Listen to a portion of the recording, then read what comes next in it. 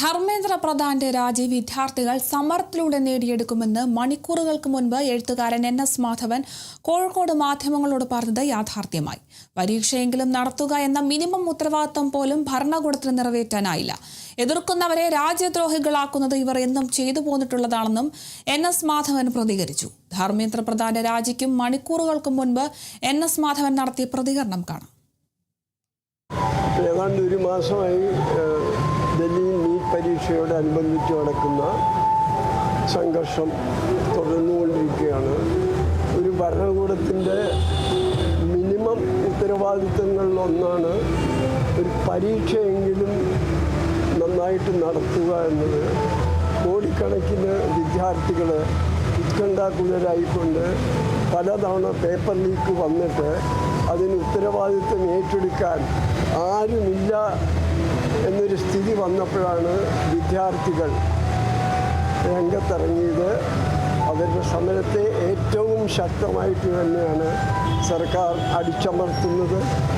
Pellet ഗണ്ണുകൾ വരെ ഉപയോഗിക്കുന്നു. ചില പ്രത്യേക മതവിഭാഗത്തിൽപ്പെട്ടവരെ വീടുകളിൽ ചെന്ന് വരെ ആക്രമിക്കുന്നു. കുട്ടികളുടെ പാസ്പോർട്ടുകൾ ജപ്തി ചെയ്യുന്നു.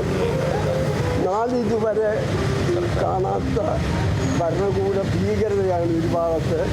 പക്ഷേ വിദ്യാർത്ഥികളോട് ഏറ്റുമുട്ടിയ സർക്കാരുകൾക്ക് അധികം കാലം അതിജീവിക്കാൻ സാധിച്ചിട്ടില്ല. പാരീസിൽ, ബെർലിനിലും മറ്റും 1970കളിലും ഈ അടുത്ത കാലത്ത് നേപ്പാളിലും ബംഗ്ലാദേശിലും മറ്റും കണ്ടത് വിദ്യാർത്ഥി പ്രക്ഷോഭത്തെ അടിച്ചമർത്തുക പ്രയാസമാണ്. ഈ പ്രക്ഷോഭണത്തിൻ്റെ തന്നെ സ്വരൂപം അടുത്തിടെയായി മാറി. ഇപ്പോൾ അവർക്ക് രോഷമില്ല, അവർ കളിയാക്കാൻ തുടങ്ങി. വളരെ ഹാസ്യരൂപേണയാണ് ഭരണകൂടത്തെ കൈകാര്യം ചെയ്തത്. ഇത് ഭരണകൂടത്തിന് വലിയൊരു മുന്നറിയിപ്പാണ്. സോവിയറ്റ് യൂണിയൻ തകരുന്നതിന് മുമ്പ് ഇത്തരത്തിലുള്ള വലിയ പരിഹാസം സോവിയറ്റ് യൂണിയനിലും ഉയർന്നിരുന്നു. ഒരു ഭരണകൂടത്തെ പരിഹസിക്കാൻ തുടങ്ങുമ്പോൾ അതിൻ്റെ അർത്ഥം ഭരണകൂടത്തെ പേടിക്കുന്നില്ല എന്നാണ്. വിദ്യാർത്ഥികളുടെ ഒരേ ഒരു ഡിമാൻഡ്, വളരെ ചെറിയൊരു ഡിമാൻഡ്, ഈ ധർമ്മേന്ദ്ര പ്രധാൻ രാജിവയ്ക്കുക എന്നത് അവർ നേടിയെടുക്കുമെന്ന് തന്നെയാണ് ഞാൻ വിചാരിക്കുന്നത്.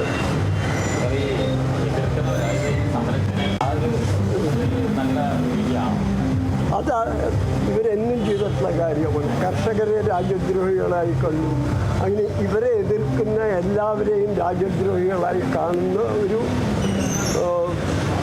സ്വഭാവമാണ് ഇവർ വച്ചു പുലർത്തുന്നത്. പക്ഷെ അതിനി നടക്കാൻ പോകുന്നില്ല. ഈ സമരം നമ്മളെ പഠിപ്പിച്ച മറ്റൊരു കാര്യം, ഈ നാട്ടിലെ മുഖ്യധാരാ മാധ്യമങ്ങൾക്ക് യാതൊരു വിശ്വാസ്യതയില്ല എന്നും ആയിരക്കണക്കിന് ജനങ്ങളുടെ മൊബൈൽ ഫോണിൽ എടുക്കുന്ന ദൃശ്യങ്ങളാണ് ജനങ്ങളിപ്പോൾ വിശ്വസിക്കുന്നത് എന്നും ഇവരെ ആരും ഈ സമരത്തെ സപ്പോർട്ട് ചെയ്യുന്നവരോ സമരത്തെപ്പറ്റി മൗനം പാലിക്കുന്നവരോ, അതായത് എതിർക്കാത്തവരെ എല്ലാം രാജ്യദ്രോഹികളെ കാണും എന്ന് പറഞ്ഞാൽ അതിൻ്റെ വിശ്വാസ്യത ഏതാണ്ട് ഇല്ലാതായിരിക്കുകയാണ്. ഒരു വിഭാഗം ആൾക്കാർ ഇതിനെപ്പറ്റി മൗനം പാലിക്കുന്നില്ല എന്നാണ്. കാരണം ഇത് അത്രയധികം നമ്മുടെ അടുത്ത തലമുറയുടെ ഇതാണ്. അവരുടെ വീട്ടിലും കുട്ടികളുണ്ട്, അവരാരും കാര്യമായിട്ട് മൗനം പാലിക്കുന്നില്ല. പല ഇഷ്യൂകളിലും മൗനം പാലിച്ചവർ പോലും ഇത്തവണ മൗനം പാലിക്കുന്നില്ല. ഈ കുട്ടികളുടെ എല്ലാം മാതാപിതാക്കളോ അവരുടെ വീട്ടുകാരോ എല്ലാവരും BJP അനുകൂലികളായിരുന്നു. എന്നിട്ട് പോലും മാതാപിതാക്കളും ടീച്ചർമാരും എല്ലാം ഇപ്പോൾ സമരമുഖത്ത് ഇറങ്ങിയിരിക്കുകയാണ്.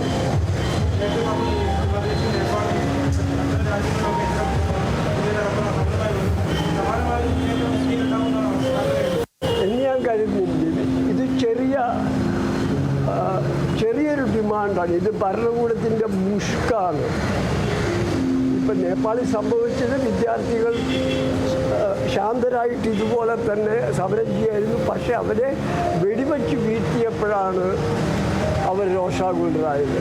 ഇപ്പോൾ സൂക്ഷിച്ച് കൈകാര്യം ചെയ്യേണ്ട ഒരു ജനവിഭാഗം കൂടിയാണ് വിദ്യാർത്ഥികൾ.